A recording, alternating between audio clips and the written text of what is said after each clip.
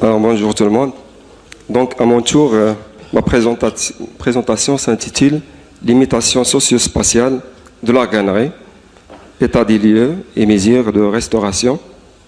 Donc, l'étude a été réalisée dans la commune territoriale de l'Aqli'a. Alors, le plan de notre présentation s'articule autour de 4 points.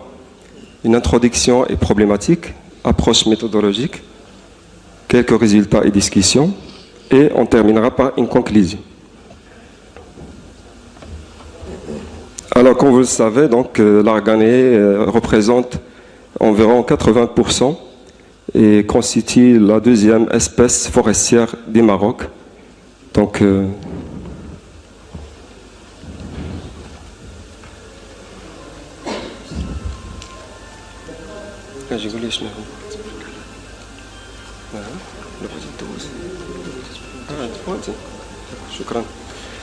alors donc la problématique forestière d'une manière générale et particulièrement l'Arganerie. Donc globalement l'Arganerie souffre grossièrement de l'absence d'une pratique sylvicole et de gouvernance adaptée donc aux conditions actuelles du milieu, notamment comme vous le savez. Donc là c'est la répartition de l'Arganerie. Donc, il s'étale dans les bioclimats semi-arides, arides et sahariens, avec quelques représentations au niveau de la province Gulmim. Mais malheureusement, donc, vu un petit peu les dernières sécheresses qui ont suivi donc, au Maroc d'une manière générale et dans la zone, nous avons on peut dire que l'Arganerie se trouve actuellement dans ses limites écologiques.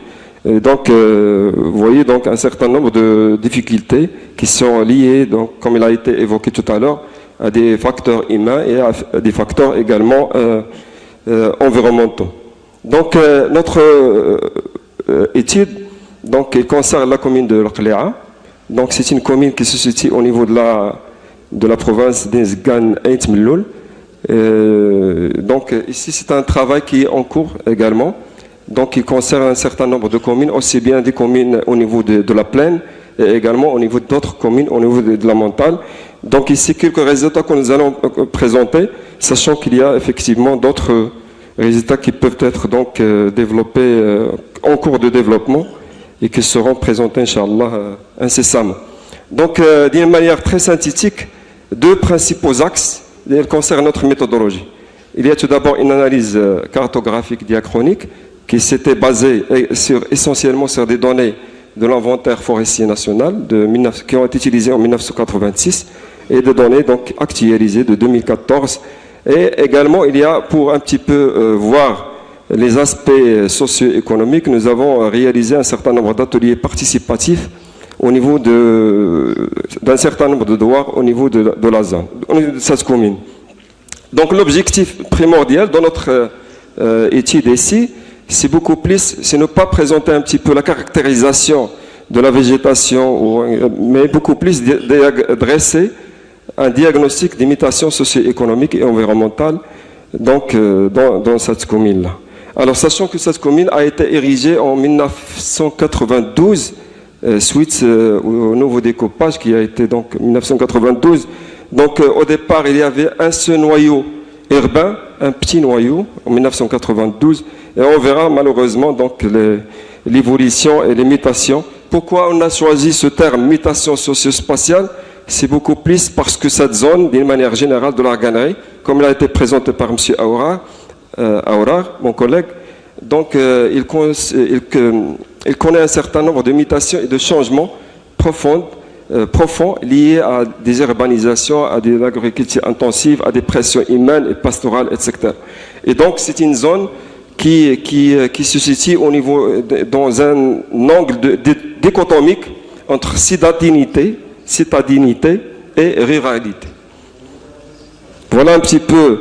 Je vais présenter ici quelques facteurs pour ne pas vraiment trop étaler, quelques aspects indicateurs de cette mutation et de cette socio-démographique et d'urbanisation.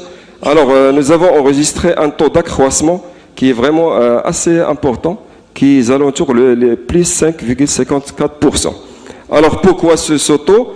à travers, donc, bien sûr, nos ateliers, etc., nos investigations sur le terrain, c'est avéré que cet accroissement est lié également à des flux migratoires suite au développement d'une agriculture intensive dans la zone. Nous avons rencontré également des gens d'autres villes du Maroc et qui sont venus s'installer au niveau de cette commune territoriale. Actuellement, c'est une commune, entre parenthèses, urbaine, parce qu'actuellement, avec la loi, on parle beaucoup plus de commune territoriale et non pas commune rurale ou commune urbaine. Alors, donc, nous avons rencontré des gens de Khnefra, Midet et d'autres villes du Maroc qui se sont venus s'installer et qui travaillent ici. Et d'où un petit peu, en 2014, nous avons enregistré quand même, vous voyez ici, les populations, alors que 2004, c'est à peu près plus 5,5%. Alors, les prévisions en 2024, vous voyez un peu, si on utilise ce scénario de 5,1, on voit donc que c'est toujours cette augmentation. Et ça, malheureusement, c'est une commune qui était quasiment un espace forestier avec de l'arganerie et quelques reboisements. Alors, d'autres facteurs également qu'on avait analysés qui montrent un petit peu cette mutation. Alors, le taux de pauvreté, donc, puisque maintenant c'est classé urbain, donc il y a une diminution, mais malheureusement, lorsqu'on voit un petit peu sur le terrain, malheureusement, ce n'est pas apparent, et avec des indices de Gini qui avoisinent. Donc, il y a une certaines malgré, ça c'est un taux de pauvreté monétaire, c'est normal qu'il va descendre, mais on voit quand même qu'il y a une disparité assez importante qui est alentour les 36% au niveau de cet espace. Donc, sans dire qu'il y a d'autres indicateurs qui montrent un petit peu ces changements et cette mutation au niveau de cet espace. Là, c'est la carte d'occupation forestière, là c'est l'arganerie. Vous voyez ici, et là c'est des reboisements. Ça c'est selon la délimitation qui a été montée par le service, l'inventaire forestier national. Alors ça c'est l'occupation non forestière. On voit ici quand même des étalements urbains.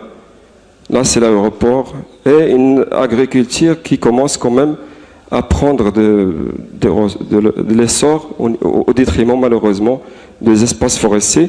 Et ceci est très apparent ici, au niveau de cette dynamique, cette carte de changement, ou bien carte de mutation. On voit quand même des extensions agricoles qui sont ici au niveau de l'arganerie. Ça c'est l'arganerie qui est en vert. Vous voyez un peu surtout des mises en culture qui ont été transformées donc par des ayants droit, etc. Au niveau de la zone, là, c'est des extensions urbaines, c'est-à-dire entre les deux périodes. Et là, c'est l'aéroport, etc. Alors, généralement, on peut développer un certain nombre d'indicateurs à travers cette étude diachronique.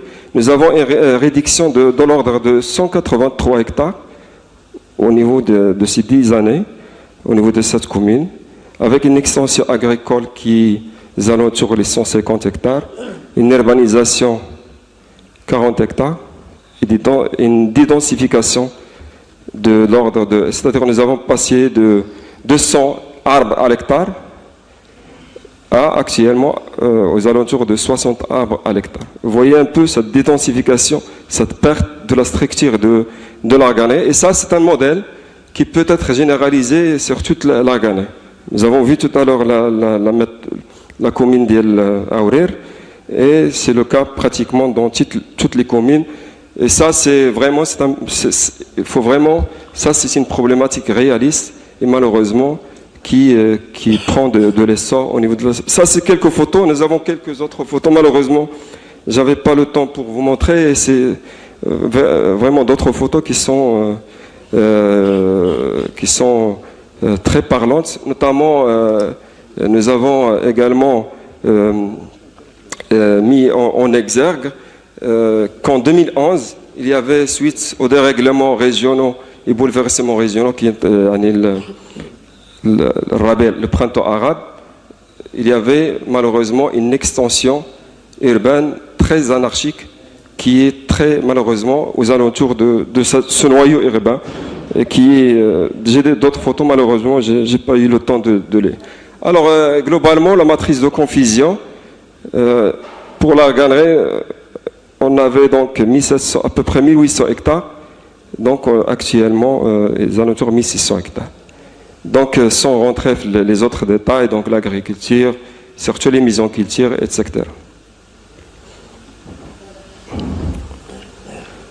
Alors, donc, pour les quelques mesures de restauration, donc on peut mettre tout et malheureusement, il va falloir donc une nouvelle stratégie intégrée qui regroupe un petit peu l'ensemble des acteurs.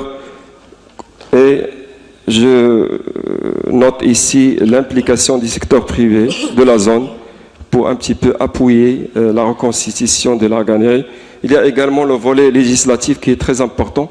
Nous avons une législation qui malheureusement donne un droit d'usage élargi à la galerie. Peut-être c'est l'occasion de revoir la refondation de cette loi. D'ailleurs, on a commencé heureusement par la loi de transhumance 113-13. Il va falloir également promulguer une autre loi pour les AGDEL, peut-être. Et donc, peut-être c'est l'occasion de revoir un petit peu. Voilà un petit peu en conclusion. Donc, c'est de la dégradation, malheureusement, c'est une dynamique régressive. Il va falloir donc mettre tout le paquet pour inverser ces tendances. Et merci. Merci, M. Lalévia.